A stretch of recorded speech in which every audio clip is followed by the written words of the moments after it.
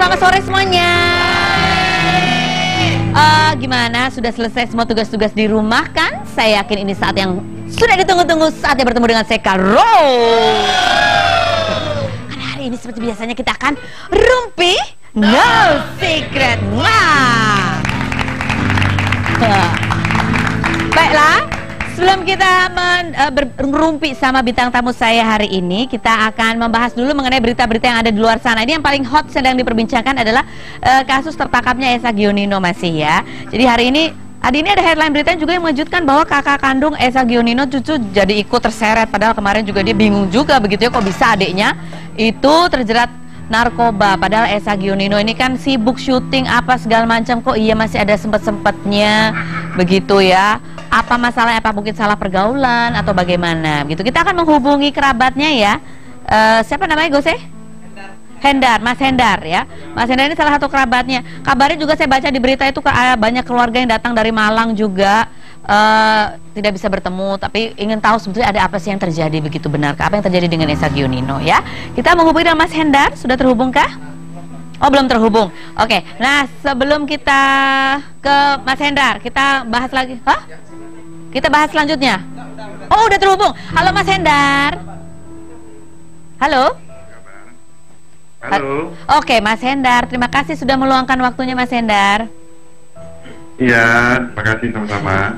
Oke Mas Hendar, kita mau tanya dong, udah keluarga akhirnya kemarin bisa sempat ketemu Eza Gionino? Iya, sebentar, saya lihat keluarga udah ketemu juga. Udah ketemu juga, terus bagaimana Ya. kondisi Eza sekarang? Iya, kondisi Eza secara fisik ya baik-baik aja sih ya. Baik-baik aja ya. Nggak ada perubahan yang apa nama itu. Kelihatan secara fisik belum signifikan. kelihatan gitu ya? Iya, belum. Oke. Nggak adanya apa-apa. Nah ini kan kita juga baca berita kabarnya kakaknya Eza Gionino sekarang terseret-seret begitu. Itu seperti apa sih cerita sesungguhnya Mas Hendar? Nah, saya nggak tahu ini, baru dengar kabar juga katanya terseret. Ini baru Mbak Feni yang ngomong. Saya nggak tahu juga nih. Oh, baru saya ngomong dia. Iya. Oke. Mungkin maksudnya karena ditanya-tanya karena pada saat itu kakaknya sedang di di rumah itu yang sama atau bagaimana sih waktu ketangkap Eza Gionino itu? Yang saya tahu yang ada di rumah pada saat itu ibunya ya. Nah, kalau kakaknya saya belum tahu persis. Yang ini saya dapatkan dari rekannya Eza yang bersama-sama Eza dari Kemang ke rumah. Oh. Ya, yang saya tahu ibunya yang ada di rumah. Kakaknya saya nggak tahu, apa saya lupa, apa saya gimana. Cuman kayaknya ibunya aja deh. Oke, mungkin kakaknya ikut ditanya-tanya juga sebagai saksi karena memang tinggalnya memang di rumah itu kakaknya masih atau bagaimana? Halo Mas Hendar. Pulsanya siapa ini? Masa pulsa kita habis? Nanti kita coba hubungin lagi. Oke, baiklah. Nah, ada berita kedua yang akan kita bahas juga. Ini adalah mengenai artis cantik ya. Hai, apa kabar Pevita Pierce? Pevita Pierce yang kemarin kalau kita lihat di Instagramnya, dia baru menikmati liburan yang luar biasa ke Amerika, ke New York gitu ya. Ada fotonya. Dan kabarnya dia itu berlibur, sebenarnya bukan kabarnya dia berlibur ya, tapi kayaknya liburannya tuh bareng sama seorang putra mahkota dari bisnis transportasi yang warnanya biru. Burung biru itu gitu ya. Ini kenapa bisa begitu? Karena yang ini sebelahnya itu adalah laki-laki itu muda, cowok ganteng gitu, badannya atletis, cowok ganteng, cowok laki bener ya. Yang kalau di postingan Instagramnya tuh suka foto jam tangan mahal sama setir mobil dengan merek yang wow juga ya kan. Ya jadi si cowoknya itu yang namanya singkatannya inisial ya, IPRW ya. Itu foto view dari jendela-jendela itu ya. Ini dari kamar hotel yang ada di New York katanya gitu captionnya, bukan begitu ya? Kemudian, nah ini postingan Pevita Pierce sebelahnya, lagi foto di jendela-jendela itu juga, gitu. Apakah mereka di hari yang sama ya? Karena sebelum foto di New York ini juga ada waktu itu memang digosipkan dia juga pergi berlibur ke Bali barengan juga. Fotonya juga mirip-mirip gitu loh. Yang satu cuma foto pemandangan aja gitu ya. Yang satu lagi foto ada orangnya, tapi di pemandangan itu juga gitu ya. Di H gitu kalau nggak salah yang ada di Bali. Itu keren banget tuh memang villanya ya, bagus begitu. kita masih menunggu klarifikasi resminya bagaimana sih kalau emang pacaran nggak apa-apa sama-sama lajang dua-duanya ya. Gitu, cus, undang. Oke. Kita udah terhubung lagi dengan Mas Hendarman ya. Halo Mas, maaf terputus. Halo Mas Hendarman. Halo Mas. Oke, Mas Hendarman. Iya mau tanya, mungkin kakaknya apa masih tinggal bareng sama ibunya sama Esa juga di rumah? Setahu saya sih enggak, tapi saya nggak tahu ya, karena yang saya tahu kakaknya kan ada dua, ada Rani, ada Ricky ya. Ricky di Malang, si Rani setahu saya kan di Serang ya, di Serang. Oh jauh berarti. Apakah lagi di sana apa gimana, saya kurang tahu persis. Oke. Nah ini kan saya baca beritanya tuh keluarga termasuk mamanya yang ada di rumah tuh juga kaget, nggak nyangka begitu ya. Tiba-tiba polisi datang, kemudian memang kalau dari keluarga besar sendiri itu apa sih, nggak melihat ada tanda-tanda atau apa gitu Mas? Sebenarnya kalau saya rasa nggak ada tanda-tanda. Saya pribadi sih pun kaget sekali mendengar kejadian ini, karena kan saya juga sering ketemu juga dengan Eza dulu ya. Memang kan posisi saya profesi kita kan lawyer, kita tahu sebenarnya gerak-gerik atau perangai orang yang menggunakan narkoba itu seperti apa kan, dan saya tahu Eza nggak kayak gitu loh. Bukan seperti itulah ya. Bukan seperti Jadi, itu. Bukan seperti ciri-ciri pengguna narkoba ya. Apa tuh misalnya ciri-cirinya tuh seperti apa? Aduh ya, susah mengidentifikasikan ya, cuman ada lah ya ciri-ciri tertentu orang yang biasa yang menggunakan narkoba. Dari mukanya kelihatan sebenarnya kan. Ada berbeda perangainya. Yang agak agresif, berbeda kan, itu dia enggak gitu. Oke. Nah Mas Hendarman, ini ada satu artikel juga yang membahas bahwa memang sempat waktu itu pada saat kasus yang sebelumnya yang menimpa Esa Gionino, itu sempat disinyalir bahwa Esa itu ketika melakukan apa ya istilahnya hal yang tidak menyenangkan terhadap pacarnya itu dulu juga karena dicurigai berada di bawah pengaruh obat terlarang. Apakah itu benar nggak Mas Hendra? Nggak benar, karena gini juga, saya kebetulan kan jadi lawyernya pada perkara yang dulu ya, saya lawyernya. Ya, ada fakta itu nggak ada di persidangan, nggak ada. Tidak terbukti ya? Bukan tidak terbukti juga, nggak ada tuduhan. Nggak ada sama sekali, nggak muncul itu ya? Nggak ada muncul tentang masalah itu, nggak ada. Jadi gitu mungkin dihubung-hubungkan setelah ada kejadian ini ya?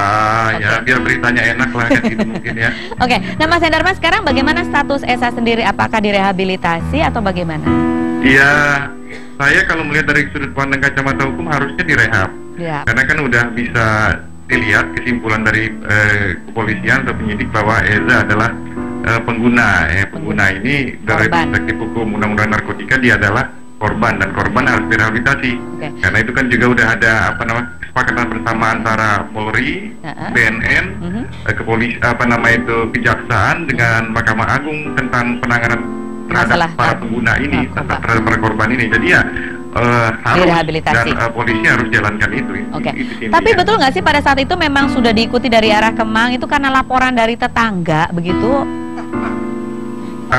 Saya kurang tahu persis itu, tanyakan juga ke polisi.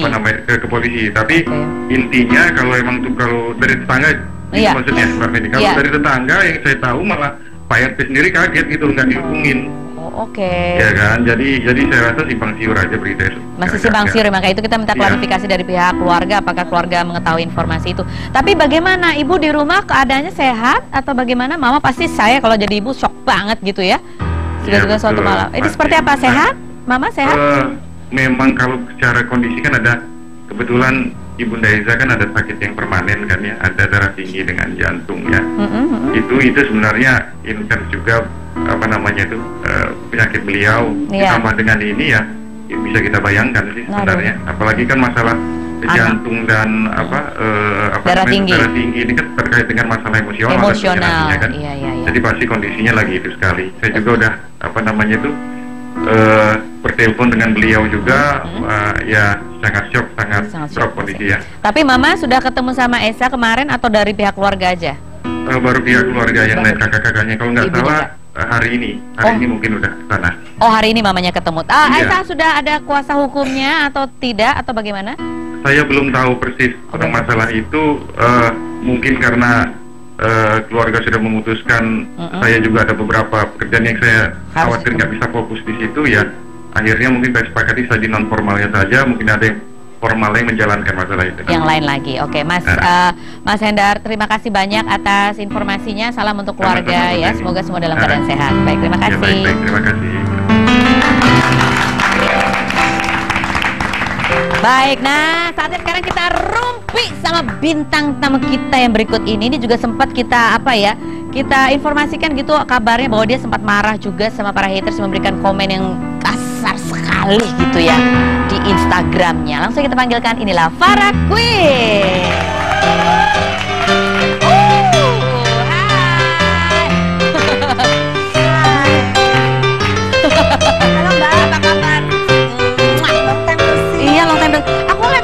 Aku jadi menyesal, aku tadi makan nasi padang. Apa? Tadi aku makan itu kok apa? Ya, apa namanya? Kue manis pasti. Kue manis sama tadi makan itu, sempat makan dendeng balado. Pakai nasi nggak? Enggak. Itu bedanya sama saya. Kalau saya nasinya banyak. Enggak pakai nasi. Oke, sebelum kita rumpi sama Farah Queen, kita lihat dulu tayangan yang berikut ini.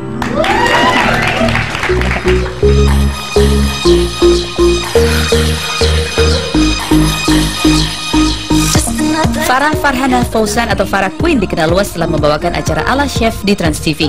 Farah yang telah dikaruniai seorang putra ini bercerai dari Carson pada Mei 2014 setelah 9 tahun menikah. Tak lama menjanda, Farah Queen mengaku telah memiliki kekasih baru, seorang dokter bernama Nikki, dan secara terang-terangan pula di akun Instagramnya ia pernah mengunggah foto mesra bersama Nikki. Farah juga dikenal memiliki pergaulan yang luas hingga ke mancanegara. Saat di Italia, Farah Queen sempat mengunjungi kediaman pesepak bola Fabio Cannavaro dan disambut dengan suguhan makanan Italia yang dimasak langsung oleh Fabio. Chef yang pernah kuliah di jurusan Finance di Indiana University of Pennsylvania ini juga sering berfoto bersama artis-artis Hollywood seperti Paris Hilton, Rihanna, dan bahkan Farah dilansir pernah menghabiskan uang hingga setengah miliar demi masuk dan memesan meja dekat Chris Brown. Farah Queen tak luput dari beberapa pemberitaan hingga komentar miring. Ia pernah dihujani komentar pedas gara-gara mengupload foto seorang wanita yang membuka sandal sebelum masuk bilik ATM dengan caption, "Mbak Yu niatnya mau ke ATM atau ke musola?" disertai emoticon sedih. Selain itu, Farah juga pernah dibully gara-gara meniru gaya liburan mahal Syahrini tiduran di rumput sambil mengatakan I feel free, tapi ia lakukan di sebuah kabupaten di Jawa Timur yang juga memiliki pemandangan indah seperti di Italia.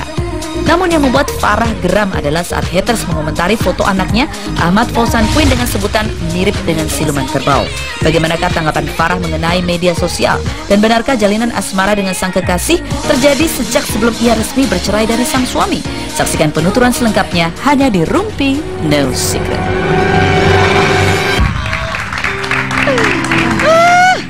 Foto-fotonya mah artis-artisnya internasional ya. Saya cuma baru bisa beli kacamata mirip Paris Hilton aja. Mirip loh ya, bukan sama.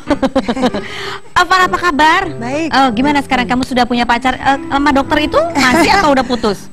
Sama dokter, ya dokter kita masih Nikki. dekat lah. Oh, masih dekat. Ya, masih pacaran atau udah enggak? Masih dong. Oh, masih ternyata ya. Jadi oke, yang lain ngantri dulu di sana. Oke. Baik. Nah, ini maksudnya kemarin foto-foto itu saya tertarik banget ketemu sama Paris Hilton tuh kenapa? Gimana ceritanya? Apakah kamu sama satu hotel juga sama Paris Hilton kayak Syahrini waktu itu ketemu di lorong gitu ya? Atau gimana? Wah, kalau sama Paris waktu itu ya memang kebetulan kita tinggalnya sama di W Hotel. Jadi di owner of W Hotel Bali itu masih teman dekat. Oh, oke. Dan kesana waktu itu nggak inget ya ada acara apa gitu.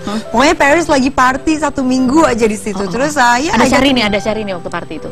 No, I don't. Itu Syahrini itu yang setelah yang setelah itu. Oh, itu jadi kamu duluan. Iya, itu udah lama. Udah lama banget Paris, ini sama ini. Ya, itu udah lama sekali. Terus karena kamu kenal sama ownernya, kemudian dikenalkan foto bareng. Ya, foto bareng. Kalau sama Rihanna? Kalau sama Rihanna sih sebetulnya ketemu di Beverly Hills. Waktu itu lagi shopping, ya lagi belanja di Saint Laurent. Terus ada dia, ya udah ngobrol. Ketemu, dan dia orangnya ramah gitu ya, mau maksudnya disapa ngobrol. Gini ya, I think you have to know, kita tuh harus tahu gitu loh, gimana bisa ngobrol atau bisa kayak foto bareng atau nyapa gitu. Kita juga harus tahu kayak I don't know, kalau aku sih sama mereka itu udah kayak I feel like they're just one of my friends kayak karena mungkin lama tinggal di US ya. So the way we approach people, the way you talk to them. Terus juga Mbak juga tahu lah sebagai public figure, Mbak juga pasti ngerasakan kapan yang saat yang pantas waktu kita ada diajak ngomong kayak orang pengen kenalan atau fans mau ngajak foto. Jadi kamu ngomongnya gimana? Waktu itu dia lagi apa? Kalau Rihanna waktu itu dia lagi shopping sambil minum wine. Terus Terus kamu dia ngomong sama apa? with all her entourage ya kan, sama entourage-nya. Terus yang I was like, oh my gosh, ada Rihanna. Padahal di dalam hati tuh yang, oh my gosh, you know, dalam hati tuh udah yang kayak heboh gitu kan. Cuman kalau misalnya kita datangin dia langsung, oh my gosh, Rihanna, Dia kayaknya sebel gitu ya. Pasti bodyguardnya udah langsung go away, you know. Bodyguardnya soalnya ada beberapa yang di dalam toko itu yang kayak ngedeketin dia gitu. Nah, bodyguardnya yang no, kayak turis-turis gitu kan. So, but if you try to be cool, stay calm. Terus waktu itu, I think kan waktu di Indonesia tuh banyak yang bilang, oh Kak Farah mirip Rihanna. Terus ada salah satu fans tuh bikin foto sebelah muka Rihanna, sebelah my face. Nah terus I found it gitu kan di telepon. Terus ya udah bilang aja yang, I went up to her terus bilang yang, oh my gosh, it's so amazing you're in front of me. Gitu, yang kita tetap ngakuin kalau kita kagum, cuman jangan yang heboh dan norak gitu ya. Like it's so amazing you're in front of me. Terus kalau nggak salah aku bilang apa ya? Oh, people in my country thought that we look alike. Terus aku tunjukin, terus dia ketawa gitu kan. Terus dia tunjukin sama teman-temannya. Nah dari situ kita mulai having conversation. Yang terus dia bilang, what are you doing here gitu. Terus of course yang penting juga harus bisa bahasa Inggris yang lancar. Karena capek kan, orang lagi buru-buru. You know, pasti dia lagi sibuk kan, lagi belanja. Last thing you want is orang ngomong bahasa sepatah-sepatah gitu loh, cuma minta foto doang. So you have to speak English, like harus yang. Jadi nggak bisa pakai bahasa tubuh ya? Kalau kamu kan pakai bahasa tubuh. Gitu kan? Nggak bisa. Ya, atau yang selfie aja gitu nggak bisa, ya kan? Apa rasanya? Seneng banget pas ya. Waktu itu ya kayak serasa nggak percaya aja gitu. Apalagi waktu itu memang bener-bener shoppingnya tuh yang nggak niat buat seharian shopping, yang cuman datang udah jam toko-toko mau tutup, terus cuman ke satu toko doang, ya, terus ada dia ketemu ya. Yeah, so that was amazing. Ini kayak yang kemarin dibuat ya, diperbandingkan antara Farah Queen sama Rihanna. Jadi tunjukin itu terus that was fun. Oke. Nah terus ada lagi sama kamu gimana? Ternyata sering dibandingin juga sama Syahrini katanya. Emang ya? Oh enggak, kamu yang kemarin nyindir Syahrini juga.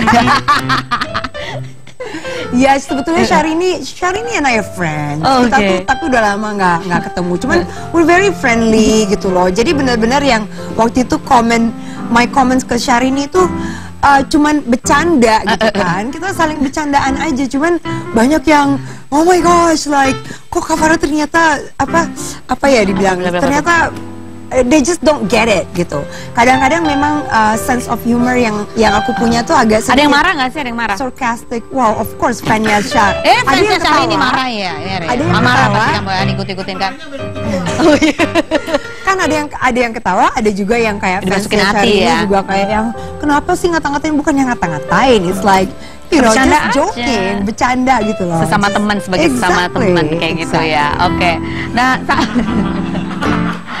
sama yang itu yang kemarin yang dibully juga, yang kamu posting foto, maksudnya juga sesuatu yang mungkin unik gitu, yang cewek lepas sandal pakai ATM. Itu tuh kan it's also like bercandaan mungkin karena waktu itu aku taruh kata-kata musola kan. Cuman kan lagi imagine dapat itu foto lagi ketawa ngakak, terus yang nggak ada waktu panjang buat kira-kira kata-katanya apa. Cuman yang ini jadi kayak mirip ke musola kan, of course semua orang kalau ke musola gitu kan pasti buka sendal kan. Jadi bukan kayak mau menghina agama atau apa, it's not at all. Terus kebetulan di ATM udah gitu ada sendalnya, like it was cute, cuman kan yang benar-benar like jadi nggak ada maksud jelek untuk menghina, nggak ada maksud jelek sama sekali, yang cuma lagi cekikikan gitu. Oh my gosh, she's so cute. Terus ini kayak Mbak, ini mau ke musola atau mau ke ATM sih, yang I thought it was funny gitu kan. Ternyata sensitif ya, ternyata it's a sensitive subject. Jadi, tapi kemudian kebalikannya juga waktu posting foto anaknya, kemudian ada yang komentarnya. Itu kalau itu lain lagi ceritanya. Seperti apa seorang ibu ketika anaknya kemudian mendapatkan komen yang sangat menyakitkan. Kita akan bahas lain berikut ini. Jangan kemana-mana, tetap di Rumpi.